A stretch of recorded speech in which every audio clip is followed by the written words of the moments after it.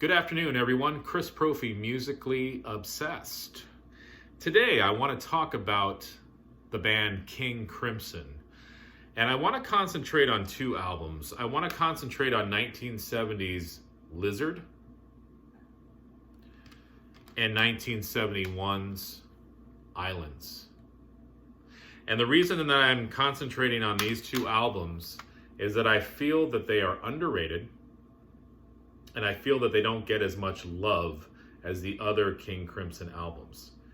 And it's probably because before Lizard, you had In the Court of the Crimson King, 1969. You had In the Wake of Poseidon, 1970. Those both featured Greg Lake on vocals. He, of course, went on to be in Emerson, Lake and Palmer. And then after Islands, then you had Lark's Tongues and Aspic, 1973, with John Wetton on vocals, and that was just a masterpiece. So you had these two strong albums to begin with, and then you had Lark's Tongues and Aspic, which brought on another layer to their sound and another direction that they were heading in. And then you had these two records sort of in the middle. And I think that they've sort of gotten forgotten. They've sort of been forgotten and become underrated in the King Crimson discography. And to tell you the truth, these were the two albums that were probably the more difficult albums for me to get into. But from repeated listenings, these have become two of my favorite albums by King Crimson. So I'm going to talk about these. So, the album In the Wake of Poseidon featured Greg Lake on vocals, but it also featured Gordon Haskell on one of the songs. He then went on to become the lead vocalist in Lizard. So here's the front cover. Always loved this cover. Here's the back cover. He's a great vocalist. The songs on this album, it opens up with Circus, which is this proggy heavy song. Love it. Then you've got two songs, Indoor Games and Happy Family. They both have similar vibes, sort of a jazzy proggy vibe. Very cool choruses. Happy Family has a psychedelic verse to it, this sound. And I really feel like they're sister songs. They're very similar. And then side one ends with a beautiful ballad called Lady of the Dancing Water. Beautiful vocals by Gordon Haskell. Love the flute in that song. And that's how side one ends. It's such a strong, strong side. And then side two is a 23-minute long song called Lizard.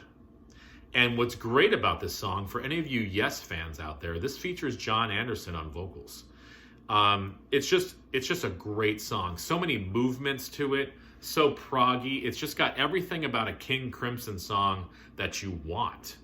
And to tell you the truth, thinking about it now, I feel like Lizard was an awesome album to follow In the Wake of Poseidon with. And I actually feel that this album is stronger than In the Wake of Poseidon.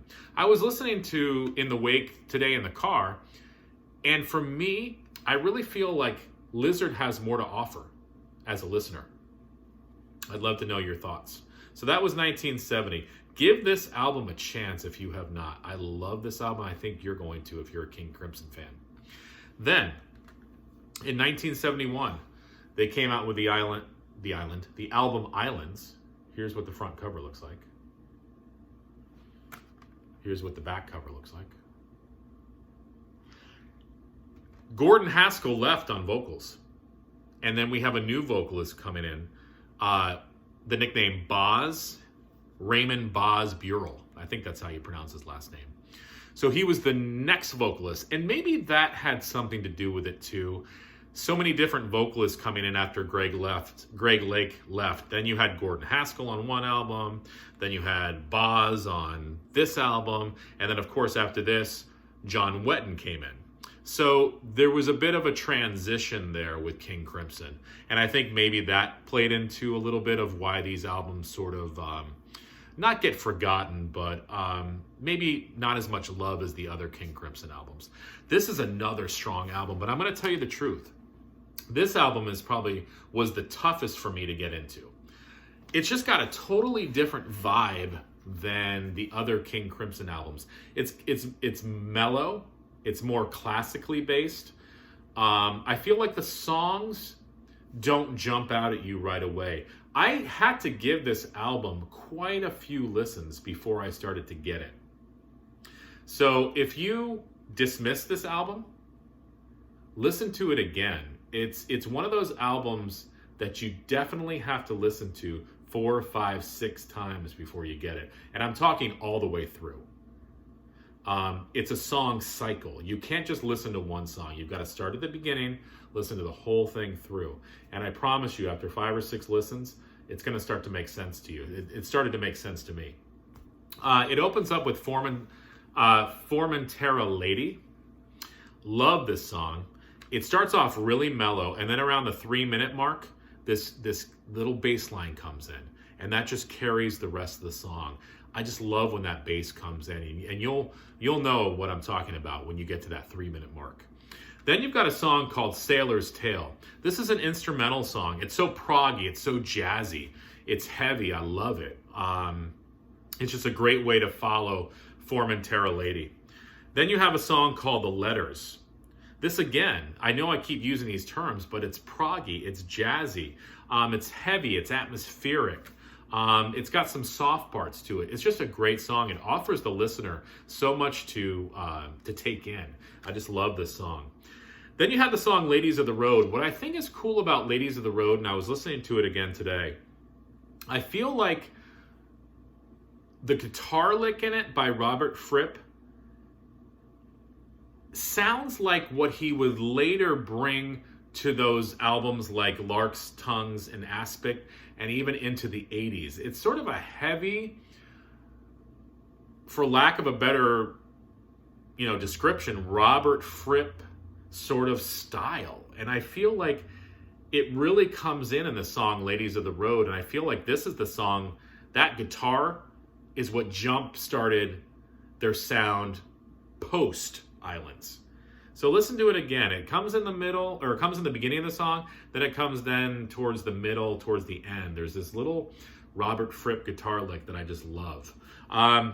This song has single written all over it. It's heavy. It's got a funky vibe to it. It's definitely one of those songs that sounds like a song, and it's kind of it's a good spot in the album. It sort of grounds the album, because then after this you have a classical instrumental called Prelude, Song of the Gulls, and then you have, which this song is really growing on me, the last song, Islands, the title track. It's about 12 minutes long.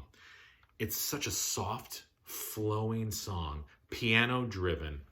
It's almost meditative, and beautiful vocals, beautiful song.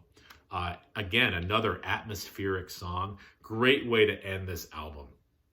Again, this is a mellow King Crimson album. If you're expecting In the Court of the Crimson King or Lark's Tongues and Aspic, you're not going to get it. This is mellow, classically grounded, but still an awesome album. So the point of this video, give Lizard another chance if you haven't.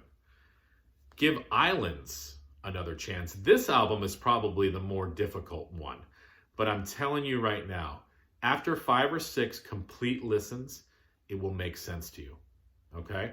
I'm planning on I would love to do a full King Crimson discography discussion, but I definitely wanted to give some love to these 2 albums. I'd love to know what you guys think of King Crimson in general, but also what you think of these 2 albums. How do they rate in your King Crimson catalog?